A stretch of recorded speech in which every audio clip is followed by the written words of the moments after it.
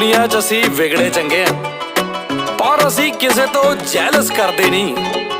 ਬੇਬੇ ਨੂੰ ਕਿਹਾ ਸੀ ਗਰੀਬ ਜੰਮੇ ਜ਼ਰੂਰ ਆ, ਪਰ ਗਰੀਬ ਮਰਦੇ ਨਹੀਂ। ਬਾਪੂ ਦੇ ਕਹਿਣ ਤੇ ਸਾਲਾਂ 26 'ਚ ਵੱਡੀ ਕੋਠੀ ਨਾਲ ਖੜੀ ਗੱਡੀ ਕਰਤੀ ਆ।